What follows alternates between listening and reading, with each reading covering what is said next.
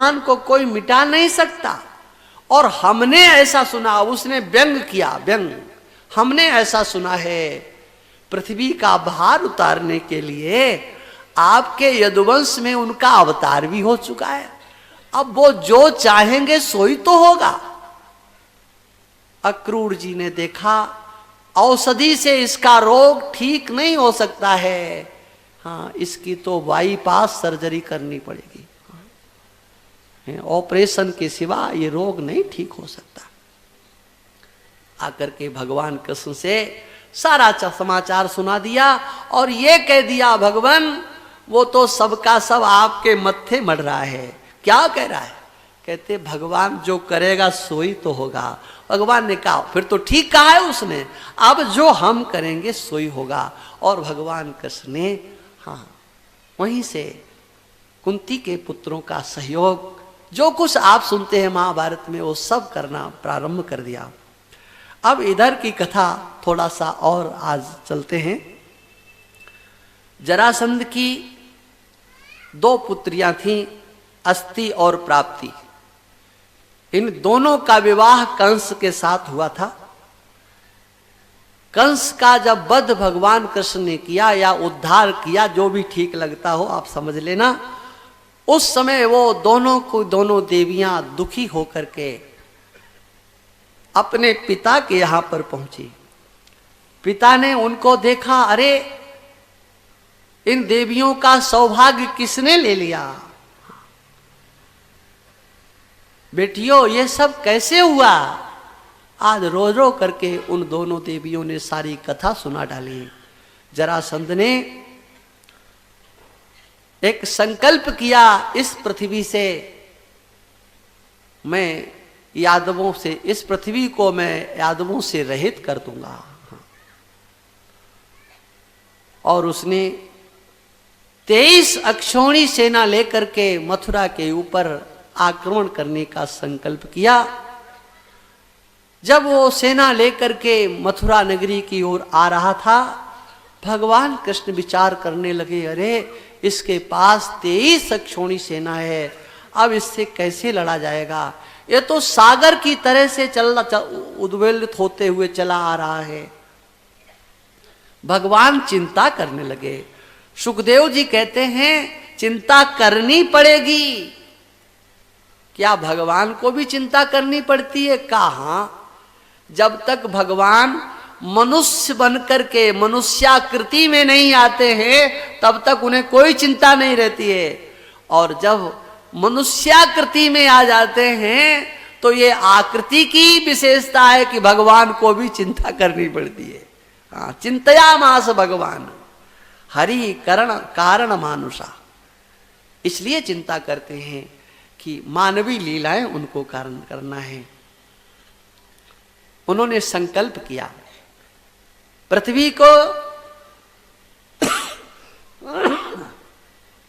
भार से मुक्त करने का अब समय आ गया है। हाँ, मैं ऐसा बानक बनाऊंगा कि ये धरा इन आताताइयों से मुक्त हो जाए। आज बलराम जी को लेकर के दोनों के दोनों मथुरा नगरी से बाहर गए। उसी समय उनके सामने दो रथ आकर के खड़े हुए। एक पर सुदर्शन चक्र इत्यादि धनुष बाण रखे थे, दूसरे रथ पर हल और मूसल, ये दो बलराम जी के आयुध रखे हुए थे। दोनों अपने अपने रथ पर सवार होकर के जरासंध के सामने पहुंचे। जरासंध ने भगवान कृष्ण से कहा, अरे तुम मेरे सामने क्यों आ गए? हाँ, तुम तो अभी बच्चे हो, बच्चे। हाँ, तुमसे युद्ध नहीं करूंगा। और फिर अरे तुमने तो अपने मामा को मारा है। हाँ, तुम तो अपने मामा को मारने वाले हो, तुमसे मैं कैसे युद्ध करूंगा? जाओ मेरे सामने से। बलराम जी को संकेत किया, हे राम जी, यदि तुम्हारी श्रद्धा है, देखो श्रद्धा तो पूजा में जरूरत पड़ती है ना, कर्म कांड में। लेकिन ये कह रहा है यदि युद्ध में तुम्हारी श्रद्धा है तो आओ आकर के मेरे साथ युद्ध करो, और यदि तुम्हें युद्ध में श्रद्धा नहीं है तो तुम मेरे साथ युद्ध मत करो। ये युद्ध भी ये श्रद्धा का विषय है। कर्म श्रद्धा का विषय होता है। कब? जब कर्म शास्त्रानुसार किया जाता है। शास्त्र में जिसकी श्रद्धा है उसकी शास्त्रीय कर्म में श्रद्धा होगी ही, और जिसकी शास्त्र में श्रद्धा नहीं है उसे किसी भी शास्त्रीय कर्म में श्रद्धा नहीं, उसे तो आफत नजर आती है। जल्दी हो जाए, कितनी जल्दी हो जाए है। जैसे आजकल जब विवाह होता है ना तो सब में तो घंटों लगते हैं, महीनों लगते हैं, लेकिन वो जो हवन इत्यादि होता है, पूजन, उसके लिए जरा जल्दी कर लीजिए, जल्दी कर लो, समय नहीं है। क्यों? धर्मशास्त्र में श्रद्धा नहीं है इसलिए। और इसलिए वो एक संस्कार मात्र बचा था, विवाह संस्कार। आज वो उस विवाह संस्कार उस पर भी पानी फिर चुका है। क्यों? धर्मशास्त्र पर हमारी श्रद्धा नहीं है, तो धर्मशास्त्र के बताए हुए कर्म पर भी कैसे श्रद्धा होगी? ये जो युद्ध है इसका निर्णय भी धर्मशास्त्र करता है। इसीलिए युद्ध के साथ भी धर्म शब्द जुड़ता है, धर्म युद्ध। अगर आपकी युद्ध में श्रद्धा है तो युद्ध करो। भगवान ने कहा अरे जो योद्धा होते हैं अपनी वीरता का परिचय देते हैं, केवल वाणी का प्रलाप नहीं करते हैं। बलराम जी से कहा भाई आपसे लड़ना चाहता है, आप ही लड़ें, हम इसकी सेना को संभालते हैं। भगवान कृष्ण ने उसकी 23 अक्षौणी सेना का संहार किया। बलराम जी इसका वध करना चाहते थे। भगवान कृष्ण ने कहा भैया मारना नहीं है, बांध लो इसको। और बांध लिया। बांधने के बाद फिर उसको अपमानित करके छोड़ दिया। हाँ। अब तो उसे बड़ा दुख हुआ। उसने विचार किया अब मैं लौट करके मगध देश को नहीं जाऊंगा, मैं तो जंगल में जाकर के भगवद आराधन करके प्राणों का त्याग करूंगा। बालकों ने मुझे हरा दिया। उसी समय उसकी मित्र मंडली मिल गई। क्या बात करते हो, अरे हार जीत तो लगी रहती है, इसका क्या मतलब हुआ? हाँ। और ऐसा उसको समझाया कि वो पुनः मगध को गया, फिर सेना लेकर के आया। इस प्रकार से 17 बार उसने आक्रमण किया और बार बार भगवान यही किया करते थे। अब 18वें बार उसने आक्रमण करने का मन बनाया। उसी समय काल यवन ने भी भगवान कृष्ण से युद्ध करने का निश्चय किया। भगवान कृष्ण ने विचार किया, दो एक बार एक साथ में आक्रमण कर रहे हैं, अब इन मथुरा वासियों को कैसे बचाया जाए, चिंता करने लगे। तुरंत विश्वकर्मा को आदेश दिया, हमारे इन मथुरा वासियों के यदुवंशियों के संरक्षण के लिए सागर के मध्य में एक नगर बसाया जाए। विश्वकर्मा ने भगवान की आज्ञा से नगर बसाया और भगवान ने धीरे धीरे उन समस्त यदुवंशियों को भेज दिया। 2-4-6 इधर 2-4-6 उधर, ताकि शत्रु को लगे कि मथुरा खाली नहीं है, लोग हैं धोखा देने के लिए। इस प्रकार से उन्होंने एक नाटक किया। काल यवन आ गया। काल यवन भगवान कृष्ण से युद्ध करने के लिए आया। नारद जी ने इसको भेजा था। नारद जी से इसने कहा कि मेरे लायक कोई योद्धा बताओ। बोले चले जाओ मथुरा में। क्या नाम है उनका, कैसा स्वरूप है उनका? तो नारद जी ने सब कुछ बता दिया था। आज भगवान कृष्ण अकेले निकले और इस काल यवन के सामने पहुंच गए। देखा इसने जो कुछ कहा था वही लग रहा है, फिर भी एक बार पूछ लेना चाहिए।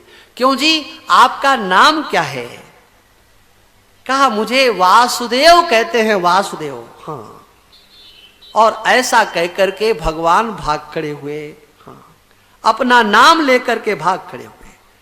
इसने पीछे से ललकारा, तुम क्षत्रिय हो और क्षत्रिय होकर के मेरे सामने से भाग रहे हो, तुम अपने यदुवंश को लजा रहे हो, कलंकित कर रहे हो। वो ललकार रहा था। भगवान ने कहा मैं रुकने वाला नहीं। इसने विचार किया ये भाग करके जाएगा भी कहां, पीछा किया। भगवान मथुरा से भागे, ये पीछा करता जा रहा था। ऐसा लग रहा था बस बस पकड़ लिया, बिल्कुल समीप, और फिर कभी भगवान दूर। ऐसे पीछा करते करते भगवान एक गुफा में प्रवेश कर गए। हाँ, ये लीला आपके प्रांत की है, ये लीला आपके प्रांत की है। जानते हो धौलपुर जिला आपके ही प्रांत में तो आता कि नहीं? हाँ हाँ, उस धौलपुर जिले में चम्बल नदी के किनारे एक गुफा है, उसे आज भी मुचकुंद गुफा के नाम से जानते हैं। उसमें वो प्रवेश कर गए। उस गुफा में मुचकुंद जी शयन कर रहे थे। भगवान कृष्ण ने उसके ऊपर अपना पीतांबर डाल लिया। अंधेरा तो था ही, छिप करके खड़े हो गए। अब ये पीछे से आया उस गुफा में, इसे भी सांस में सांस मिली। मैदान में हो सकता न पकड़ पाते, लेकिन गुफा का तो अंत कहीं न कहीं होगा ही। और उसने देखा पीतांबर, अरे यहां आकर के ये तो नींद निकाल रहा है। तुरंत आकर के अपने चरण का प्रहार कर दिया। मुचकुंद उठ करके बैठे। जैसे ही मुचकुंद की दृष्टि उसके ऊपर पड़ी, वो तो जल करके भस्म हो गया।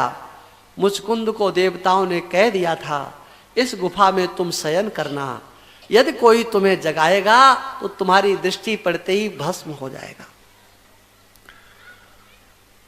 अब जब काल यवन भस्म हो गया तो भगवान उनके सामने आए। भगवान के स्वरूप को देख करके मुचकुंद ने कहा आप कौन है भगवान, बताइए।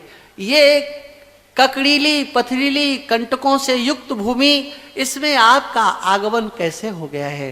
भगवान आप बताएं आपका परिचय क्या है? अपना पूरा परिचय उन्होंने सुना दिया। भगवान कृष्ण ने कहा मैं अपना परिचय क्या दूं? देखो मेरा एक नाम नहीं है, एक कर्म नहीं है, हजारों तो मेरे नाम हैं, हजारों मेरे कर्म हैं। अगर कोई गिनना चाहे तो गिन नहीं सकता है।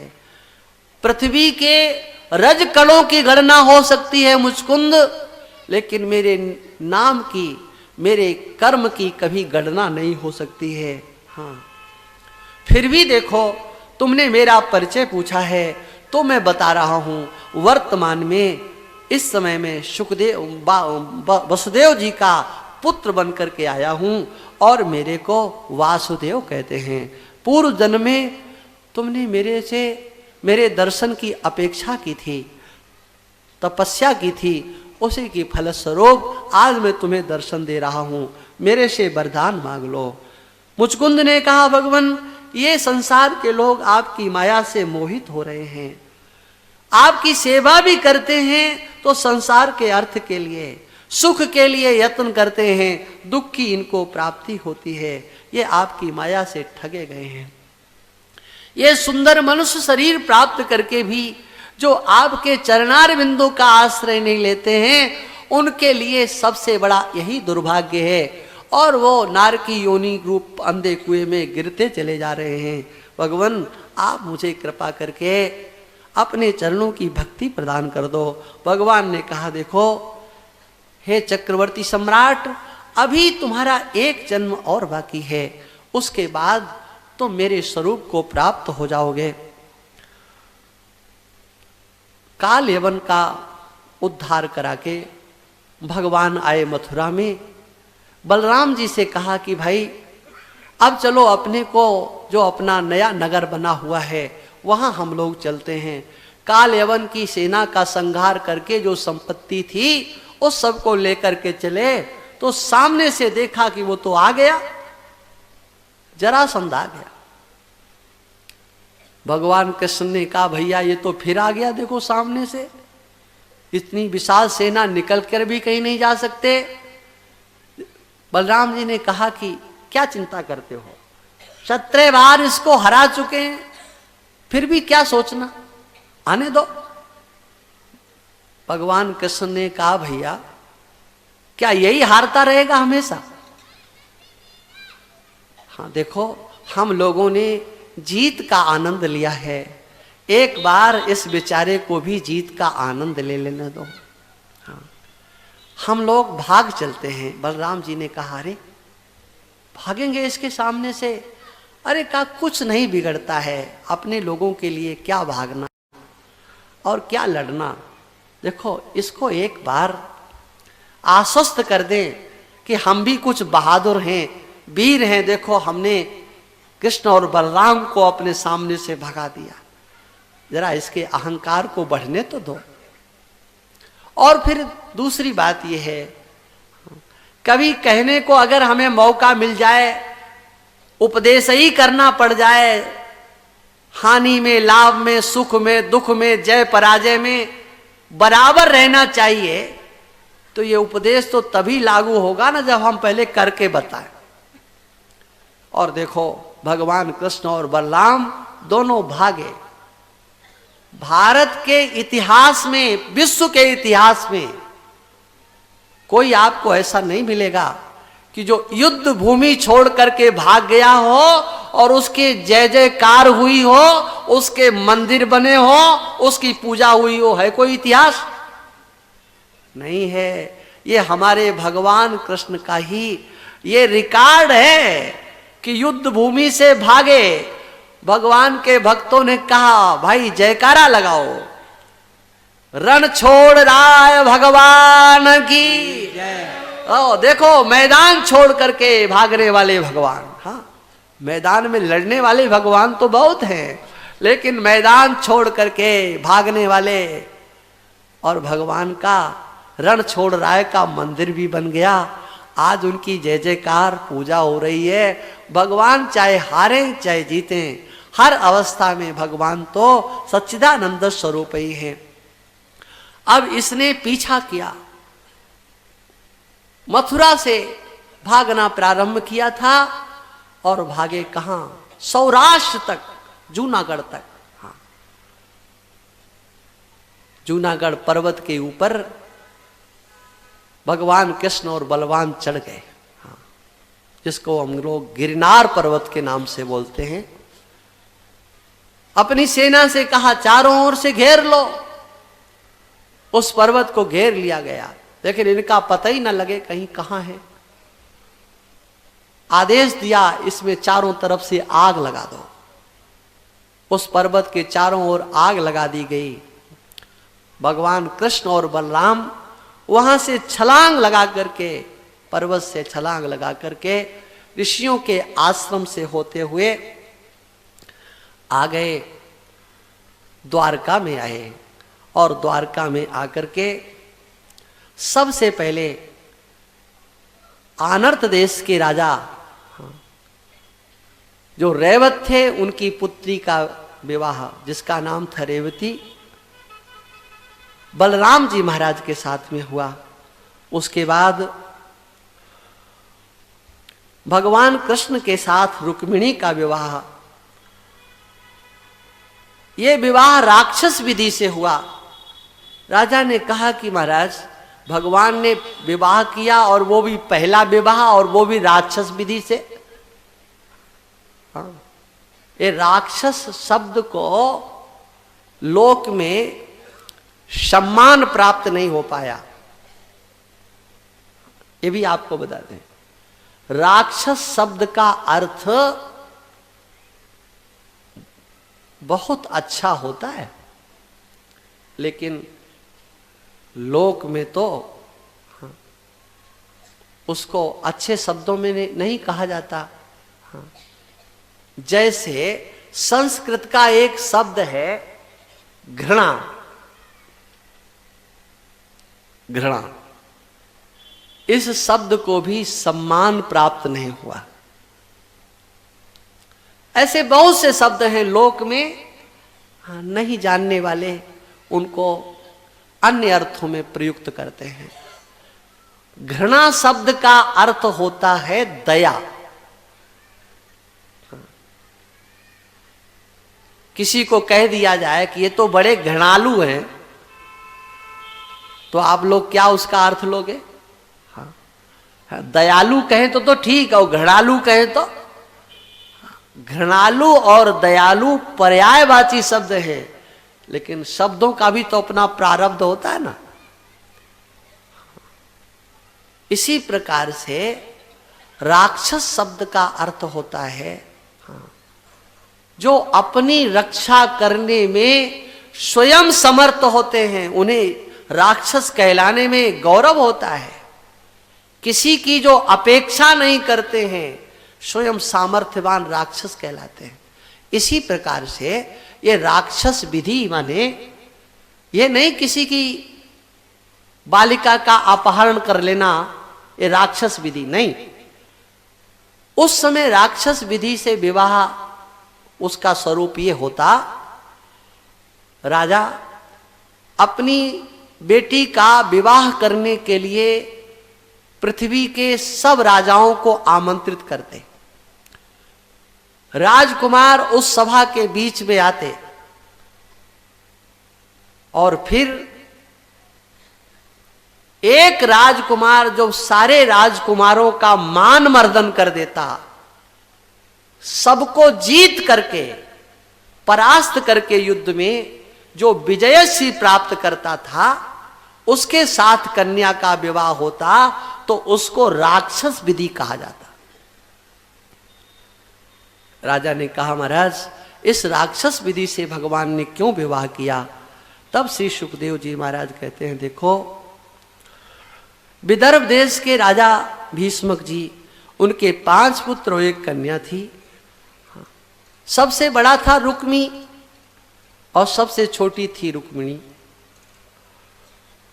जब रुक्मिणी विवाह के योग्य हुई, रुक्मी के 4 भाई और उसके पिता, इन सबकी इच्छा थी कि मेरी बेटी का विवाह द्वारकानाथ भगवान कृष्ण के साथ हो, लेकिन ये रुक्मी नहीं चाहता था। रुक्मी की मित्रता शिशुपाल के साथ में थी और शिशुपाल जन्मना भगवान कृष्ण से द्वेष करने वाला था। अब ये भी द्वेष करने लगा, इसका भगवान कृष्ण से कोई लेना देना नहीं था, लेकिन नहीं, मेरे मित्र के दुश्मन है तो मेरे भी दुश्मन है। और फिर इसने विचार किया कि दुश्मन के साथ और मेरी बहन का विवाह ये सब करना चाहते, ये नहीं होने देंगे। और उसने क्या किया, एक दिन गया, शिशुपाल का टीका कर दिया, तिलक कर दिया, मुहूर्त भी ब्राह्मणों से निकलवा लिया और आकर के घर में कह दिया, अमुक दिन को बारात आएगी, आप सब लोग तैयारी करो, हम अपनी बहन का विवाह करने का निश्चय कर चुके। अब सबने सुना ऐसा ऐसा कर आया है। भाइयों ने विचार किया, उसके पिता भी विचार करने लगे, अब क्या करें, जब ये सब कुछ कर ही आया है तो अब झगड़ा करना ठीक नहीं। रुक्मिणी को जब पता चला तो रुक्मिणी को अच्छा नहीं लगा। उन्होंने एक ब्राह्मण देवता को बुलाया, उसके हाथ में एक पत्र देकर के प्रणाम करके कहा, आप द्वारका तक चले जाओ और ये संदेश भगवान कृष्ण को दे करके आओ। वो गए द्वारका में। भगवान कृष्ण के यहाँ पर कभी कोई पहरेदार ब्राह्मणों को रोकता नहीं था। अहरनिश भगवान का महल, उसके दरवाजे हमेशा खुले रहते थे। ये ब्राह्मण देवता पहुंच गए भगवान कृष्ण के पास। भगवान ने इनकी व्यवस्था की। उसके बाद जब सभी कार्य से निवृत्त हुए तो पहुंचे ब्राह्मण देवता के पास, उनके चरण दबाने लगे। महाराज आप बताइए, आप कहाँ से पधारे हैं? आपको मार्ग में कोई अधिक कष्ट तो नहीं हुआ? अच्छा, मेरे पास आप क्यों आए हैं? मेरे लिए क्या आप सेवा लेकर के आए हैं, मुझे आप आदेश दीजिए। ब्राह्मण देवता ने वो रुक्मिणी का पत्र निकाला और भगवान से कहा, इसे आप पढ़ लीजिए, ये विदर्भ राज कन्या का पत्र है। भगवान ने कहा, ब्राह्मण देवता, ये पत्र आप लेकर के आए हो, आप ही पढ़ करके बता दो। रुक्मिणी ने उस पत्र में अपनी आत्मकथा, अपना समर्पण भाव व्यक्त किया था। हे भगवान, आपके गुणानवादों को श्रुत्वा गुणान भुवन सुंदर शृण्वताम ते निर्विष्कर्ण विवरैर हरतोंग तापम रूपम दृशाम दृशिमता मखिलार्थ लाभम त्वयच्युता विशति चित्रपम पत्र में। भगवान, आपके गुणानुवादों को मैंने सुना है, और मैंने ही नहीं, जो एक बार आपके गुणानुवादों को सुन लेता है उसके अंतस्थ की अशांति मिट जाती है, उसे धर्म अर्थ काम मोक्ष चारों पुरुषार्थों का लाभ प्राप्त हो जाता है। ऐसे आपके गुणानुवादों को हमारे कानों ने भी सुना है। हाँ, और जिस दिन से सुना है उस दिन से आपके श्री चरणों में मेरा मन प्रवेश कर गया है। देवियों का परम धन होता है लज्जा, शर्म। अरे कहा, यह भी हमारे हृदय से जा चुका है। भगवान, आपके समान विद्यावान, कुलवान, रूपवान कोई दूसरा है ही नहीं। कौन ऐसी देवी है जो आपको पति के रूप में वर्ण नहीं करना चाहेगी? ये मन आपके चरणों में अर्पित है। आप मुझे पत्नी के रूप में ग्रहण करें। कहीं सिंह का भाग कोई सियार लेकर के न चला जाए। मैंने अपने जीवन में कुछ भी किया है, जो सत्कर्म किए हैं, उन सत्कर्मों के बदले मेरी तो एक ही इच्छा है, आप आकर के मेरा पानी ग्रहण करें। आप ये कह सकते हो क्या, आप तो महलों में हैं। हाँ, तो पत्र में ये भी लिख दिया गया था, आप आइए और अपनी वीरता का शुल्क दीजिए। विवाह से एक दिन पहले मैं देवी का पूजन करने के लिए आऊंगी, वहां आप मुझे प्राप्त कर सकते हैं। अपनी वीरता का शुल्क देते हुए आप मेरा वरण कीजिए। भगवान कृष्ण ने जैसे ही रुक्मिणी का ये संदेश सुना, उन्होंने तो ब्राह्मण देवता का हाथ पकड़ लिया। प्रगृह प्राणिना पाणिम। ब्राह्मण देवता ने कहा, अरे मेरा हाथ क्यों पकड़ रहे हो भाई? हाँ, हाथ पकड़ना है। अरे कहा, नहीं, देखो तुम पत्र लेकर के आए हो, मैं तुम्हें बता रहा हूं। जैसे रुक्मिणी का चित्त मेरे में लगा हुआ है, मैं भी कोई कम नहीं हूं। मेरा मन तो अहरनिश रात दिन। सच बात बताएं, भगवान ने क्या कहा है बताऊं? भगवान ने कहा कि मुझे तो रात में नींद भी नहीं आती है। यही आप ऐसा मत सोचना, मैं भागवत से इतर नहीं जाता हूं। निद्राम चन लभे निसी। आप सोच रहे होंगे हमने ऐसे ही गप ठोक दिया। हाँ, निद्राम चन लभे निसी।